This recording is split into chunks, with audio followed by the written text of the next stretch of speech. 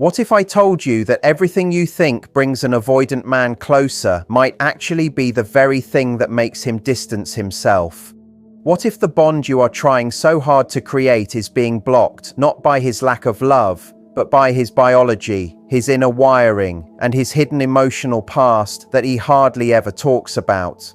Most women assume that closeness, sharing feelings, long talks, and deep emotional honesty will finally break through his defenses. You believe if you love him more, show him your heart, or give more of yourself, he will eventually let down his guard. But with an avoidant man, the closer you move toward him emotionally, the more his survival instincts wake up. It is not because he does not care for you. It is not because he does not want to be with you. It is because being close triggers a physical reaction inside him that feels way too much to handle. His mind goes on high alert, his chest gets tight, his body quietly prepares to protect itself, even when there is no actual attack. You see intimacy as a safe place. He feels it as pressure. You see connection as comfort. He feels it as something he could lose control of. And yet the strangest part is this. Deep inside, he still wants love. He still wants a partner. He still craves warmth, acceptance, and connection. But he is afraid of it at the same time. And that inner struggle creates the coldness, the distance, and the silence you keep running into. The truth is, avoidant men do not bond the way you do. They do not attach the way you attach. And if you do not understand the hidden system inside him, the one that decides when he moves toward you and when he pulls away, you will misunderstand his every move. The moment you learn how his bonding truly works, everything changes. In terms of brain chemistry, avoidant men simply do not bond through sex the way many other men do. And this is something that often surprises women. You may wonder why this happens or what it means for your connection with him. It matters deeply because most women try to bond with an avoidant man in ways that do not work for his nervous system. You open your heart, you speak honestly, you hope your softness, your openness, and the intimacy you share will finally melt his walls. But something completely different is happening inside his mind. While you are releasing oxytocin and feeling warmer, closer, and more emotionally linked with him after intimacy, his stress response is doing the opposite. It is blocking, slowing, or weakening the very same bonding chemicals that help most people feel close after sex. It is almost like the two of you are speaking completely different emotional languages without even realizing it. You may think that great sex will finally cause him to open up, trust you, or relax into closeness. But for him, sex can feel more like a short dopamine rush, something enjoyable in the moment, almost like eating his favorite food or doing something that gives quick pleasure. It feels good, yes, but it does not automatically build the deep emotional connection you are longing for. Now, this does not mean he does not care or cannot care. What it means is that his bonding system works differently. In fact, there is another hormone, one almost never talked about, that causes avoidant men to bond in a much deeper, more lasting way. And when you learn how to trigger this during intimacy, everything begins to shift. Instead of him distancing himself after sex, instead of him retreating or becoming quiet, he begins to see you differently. He starts to feel like you are his teammate, his partner, someone who stands with him, someone safe, someone he wants to protect and keep close. Hi, I'm Gabriel Hart from My Daily Love, and in today's video we are going to explore why the usual bonding process does not work as expected for avoidant men, the hormone that actually impacts their bonding, and how you can turn intimacy into a shared emotional experience that builds real connection instead of distance. This is done not with manipulation or pressure, but with understanding. Deep, calm, grounded understanding of how the avoidant nervous system works. Number 1, why normal bonding often fails with avoidant men. Most women do not realize that avoidant men have a unique brain chemistry during sex. while you are feeling oxytocin flow through your system, which is the hormone that makes many people feel connected, safe, and emotionally open, his brain is doing something very different. It is blocking, muting, or dulling those same sensations. Imagine trying to hug someone warmly, fully, and openly, but they are wearing a big, thick winter coat. No matter how deeply you hug, the warmth does not reach them in the same way. That is what happens with avoidant men and oxytocin. Their stress levels, which are often higher than they show, act like that coat, blocking the bonding chemical from truly sinking in. This is something avoidant men rarely say out loud, partly because many of them do not understand it themselves. When an avoidant man feels stressed, pressured, overwhelmed, or anxious, and many avoidants feel this almost constantly, his brain's protective mechanisms activate. These mechanisms block bonding chemicals not because he does not want closeness, but because closeness feels dangerous, unpredictable, or heavy to his nervous system. So while you are experiencing intimacy as a doorway to emotional closeness, he is experiencing it as something that can trigger vulnerability, which activates his survival response rather than his bonding response. The misunderstanding here creates so much pain for couples. A woman thinks sex will bring them closer, and when he withdraws afterward, she feels hurt, confused, or rejected. But inside his mind, he is not rejecting her. He is reacting to internal wiring that tells him closeness might lead to a loss of freedom, being controlled, or being emotionally trapped.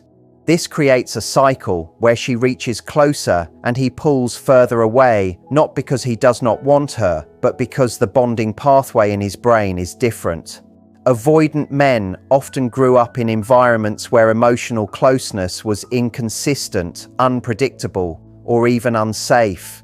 Many had caregivers who were stressed, cold, distracted, or overwhelmed. Some learned early on that their feelings were too much for others, or that relying on anyone emotionally led to disappointment, so their adult brain formed a protective pattern. Stay independent, stay in control, do not get too close. This pattern becomes hardwired into their nervous system, especially during intimate moments when emotions are naturally more open and vulnerable. That is why oxytocin alone does not bond an avoidant man. He has another bonding system, one built around safety, trust, teamwork, and cooperation, rather than emotional vulnerability. And the hormone that activates this system is not oxytocin. It is vasopressin. Vasopressin is the hormone linked to protection, loyalty, responsibility, and long-term partnership. It is the hormone that makes a man feel this person is my teammate. This person is part of my world. This is someone I want to stand beside. Avoidant men respond far more deeply to this bonding system because it does not overwhelm them with emotional openness the way oxytocin does. It anchors them in a sense of stability and shared purpose. Instead, when vasopressin activates, something amazing happens. Instead of pulling away after sex, he feels grounded. Instead of retreating, he feels connected in a calm, steady way. Instead of feeling the need to distance himself, he starts feeling protective, committed, and emotionally present. This is the bonding path that actually works for avoidant men. So how do you activate this during intimacy? You activate vasopressin, not through emotional intensity, but through calm presence, consistency, relaxed connection, and shared experiences that feel safe rather than overwhelming. You activate it by removing pressure, letting him breathe, showing warmth without pushing for emotional responses he cannot give in the moment. You activate it by being steady instead of urgent, open instead of demanding, and patient instead of anxious. When he senses that closeness does not mean drowning, he relaxes. And when he relaxes, bonding happens more naturally and more deeply. Intimacy becomes something the two of you share, not something he needs to escape from. He begins to feel like you are a safe person in his world, someone who understands him even when he struggles to understand himself. And in that space, connection grows, not from force, but from alignment with how his heart and nervous system actually work. So all that cuddling and sweet talk after sex, it is not reaching him the way you believe it is. It feels deep to you. It feels like a moment of closeness. But to him, it does not land the same way. Over the years, watching people repeat the same cycle again and again, I have noticed a very clear pattern, especially with avoidant men. Women will have great physical moments with them, nights where everything feels aligned, connected, and emotionally warm. And after that, she thinks, now he will open up to me. Now he will want to stay close. Now he will finally see that this is real. But instead, he backs away even faster. He becomes distant, distracted, and cold, and she gets left feeling confused, hurt, and wondering what she did wrong. And the truth is, she did not do anything wrong. She just misunderstood what was happening inside him. Here is what is really happening behind the scenes. While you felt closer to him in that moment, what he experienced was mostly dopamine. That is the feel-good right now chemical. Think of dopamine like eating your favorite snack or dessert. It feels amazing in the moment. You might even smile and relax for a little while. But that feeling does not make you fall in love with the shop that sold it to you. You do not build an emotional connection with the bakery or the ice cream place. You just go back there the next time you get a craving. That is exactly how an avoidant man processes sex when the relationship has not built real emotional safety yet. He is not bonding, he is soothing himself. It is not closeness, it is comfort. And here is the part almost nobody talks about. There is a completely different hormone that makes avoidant men form deep emotional attachment. And most women do not even know it exists. It is called vasopressin, and it releases in a man's body when he feels like he and someone else are solving something together. Not just talking about feelings, not just being affectionate, not just sharing intimacy. It is the experience of facing something as a team. Vasopressin is the hormone that ties a man's loyalty to the person he experiences challenges with. To really understand why this happens, think back to ancient times. Long before modern relationships, long before texting and dating and all of that.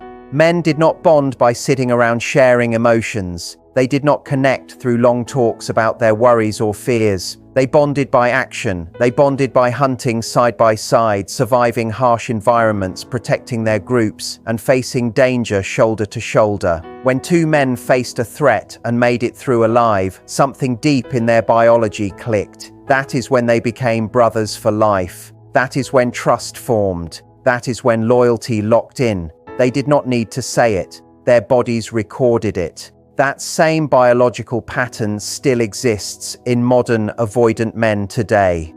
Avoidant men need to feel like they are achieving something with you, not simply doing something to you.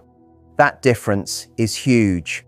One creates a moment, the other creates a bond. Sex alone is a moment. Working together, solving something together, overcoming something together, that is a bond, and it changes everything about how intimacy affects them. Here is what I have learned after so many conversations, experiences, and observations. If an avoidant man only experiences dopamine with you, you become like his favorite restaurant. He will come back when he wants the feeling again. But he is not emotionally connected to the building. He does not miss it. He does not think about it deeply. He does not feel responsible for it. It is just a place he enjoys sometimes. That is how many avoidant men treat women who only trigger dopamine. Enjoyable moments without emotional connection. But when an avoidant man experiences vasopressin with you, you transform into something completely different. You become his teammate, his partner in something meaningful, someone he sees as part of his life story, someone he wants to keep close, someone he wants to protect, someone he wants to build with.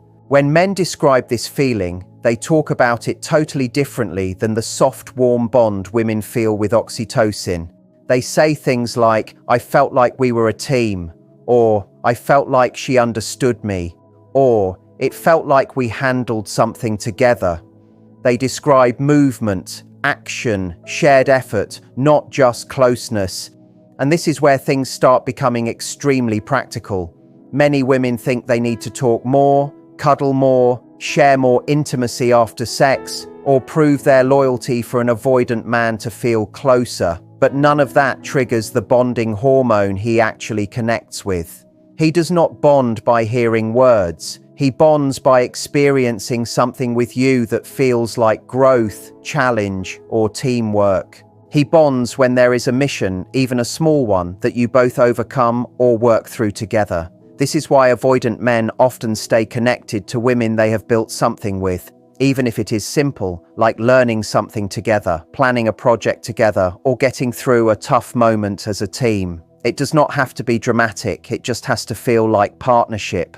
This is also why some men suddenly attach emotionally after going through a difficult period with a woman. Even if the relationship was shaky before, the struggle itself became the glue. The connection was not created by comfort, it was created by challenge. Now here is the part that explains so many confusing behaviors. When you think you are creating intimacy after sex by cuddling and talking softly, you are coming from the oxytocin world, the world where closeness builds love. But he is living in the vasopressin world, the world where teamwork builds attachment. To him, the soft moment after sex does not create the deep emotional shift you expect. It feels nice, but it does not make him want to stay. It does not make him open up. It does not make him see a future. This is why he might be so loving in the moment and then distant the next day. It is not personal, it is biological wiring. When women misunderstand this, they often think maybe he did not enjoy the intimacy, or maybe he does not care, or maybe he is playing me. But most of the time, it is just that he processed the experience through a different chemical lens. And when he backs away afterward, it is not rejection, it is regulation. Avoidant men pull back after dopamine spikes because their emotional system feels threatened by closeness they did not choose, did not build, or did not earn through shared effort. They need to bond through doing, not through feeling. If you look closely, you will see the exact same pattern in how avoidant men connect with friends. They do not open up to people they only hang out with casually. They open up to people they have built trust with through action. Teammates, work partners, people they solved problems with, friends they have gone through something with. Their emotional doors open through shared experience, not shared vulnerability. And this is why the idea of getting closer through sex is often completely misunderstood. Sex can create closeness for women because oxytocin bonds through softness, comfort, and touch. But for avoidant men, sex by itself does not trigger their bonding system. It only triggers dopamine unless there is something deeper happening in the relationship that activates vasopressin. And that deeper part is teamwork, not physical connection. Understanding this can save so many women from heartbreak. It stops you from making something personal that was never personal. It stops you from thinking intimacy is the key to attachment when it is not the key for him. It helps you see that if you want an avoidant man to feel connected, you have to create moments where he feels like you are facing something together, even something small. That is what shifts him emotionally. That is what makes him stay. That is what makes him feel safe, loyal, and invested. And once you understand that, everything changes. If you want to activate vasopressin in a man instead of only triggering oxytocin, you have to completely shift the way you understand physical closeness with him. Most women naturally kiss a man the way they enjoy being kissed, gentle, emotional, tender, and filled with soft energy. That kind of intimacy works beautifully for women because it awakens their sense of closeness. But what most women never realize is that this exact style can create the opposite reaction in an avoidant man. Instead of bonding him to you, it can actually activate a stress response inside him.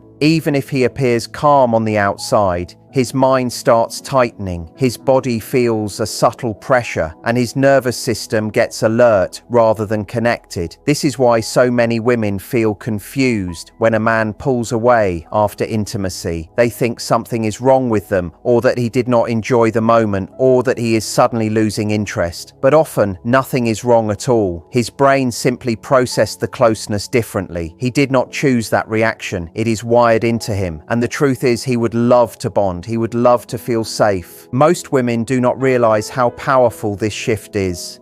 When a woman learns to kiss in a way that activates a man's vasopressin system, his entire perception of the relationship changes. Instead of withdrawing after intimacy, he starts leaning in. Instead of putting distance, he starts reaching out. Instead of seeing you as someone he might lose himself in, he sees you as someone he wants to anchor himself to. This is why some women experience men who suddenly become protective, attentive, and emotionally open after intimacy. They have activated a different bonding system, not the stress-based one. Now, when we look at the neurological side, things become even more interesting. Avoidant men often experience something called cortisol-mediated attachment disruption during intimacy. This is not just an emotional reaction or a mood shift. This is a literal brain-level pattern. Cortisol is the body's stress hormone, and for avoidant men, intimacy can activate old fears of vulnerability, closeness, and exposure. Even if he likes you deeply, even if the moment feels good, his brain can still release cortisol in ways that interrupt the bonding process. So, while you feel closer after being intimate, he might feel overwhelmed without understanding why. He may not consciously think this is too close, but his nervous system reacts automatically. This leads to the familiar behaviors women describe. He becomes quiet. He turns inward. He avoids eye contact. He becomes oddly distant, or he seems like he suddenly has something on his mind. Sometimes he will even say he is tired or that he needs space, or he will go silent for a while without meaning to hurt you. Women often misinterpret this. They think he is losing feelings, or that the intimacy was not good, or that he is keeping secrets. But in reality, his brain is simply processing the closeness differently. When you understand the signs of cortisol attachment disruption, you stop taking his reaction personally. You start seeing that his behavior after intimacy has nothing to do with your worth and everything to do with his internal wiring. This is why turning intimacy into teamwork is so powerful. When intimacy feels like an experience you are co-creating rather than something he is responsible for performing, his nervous system stays relaxed. He does not feel pressure to impress you or feel overwhelmed trying to make everything perfect or fear that he is being evaluated. Instead, he feels like you are both stepping into the moment together. You are not waiting for him to guide everything. You are actively participating. You might say playful things like, "Let's try something fun," or "I want to explore with you," or "Let's see how far we can take this." Even small comments like this shift the emotional atmosphere from pressure to partnership. Men with avoidant tendencies respond to playfulness more than seriousness. They connect through adventure more than intensity.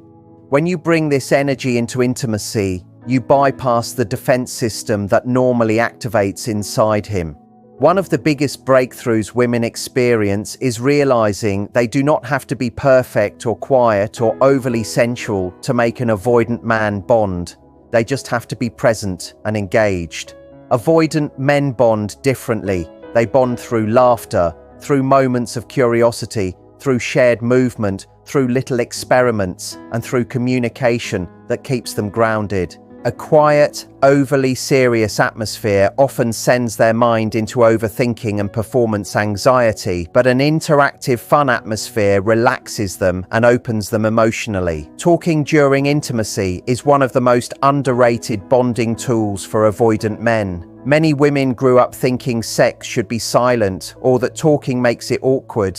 But for avoidant men, silence gives space for fear to grow. Silence gives space for insecurity. Silence gives room for old wounds to whisper. But when you talk even lightly, it breaks the pattern. It keeps him in the moment with you. It reminds him he is safe, wanted, and not alone in the experience. Women who bond deeply with avoidant men understand this instinctively. They laugh with him, ask questions, comment on the moment, encourage him, and treat intimacy like a shared discovery. They are not scared to say, "Do that again," or "I love when you do that," or "Wait, let me try something." This creates real emotional connection because it forces his mind out of survival mode and into partnership mode. The fascinating part is that once an avoidant man truly bonds with you emotionally, mentally, and physically, he becomes incredibly honest. Not just honest about his feelings, but honest about his fears, his insecurities, his past experiences, his emotional logic, his confusion, and even his mistakes. Most women think that once he bonds, the relationship becomes easy. But the truth is, this is where the real journey begins. When he is finally attached, he reveals the parts of himself he usually hides. And some of those truths can be uncomfortable. Men think differently about love than women do. They have fears they rarely admit, needs they barely understand themselves, and emotional habits formed long before you came along. When he trusts you, you see those sides clearly. You see what makes him pull back even when he loves you.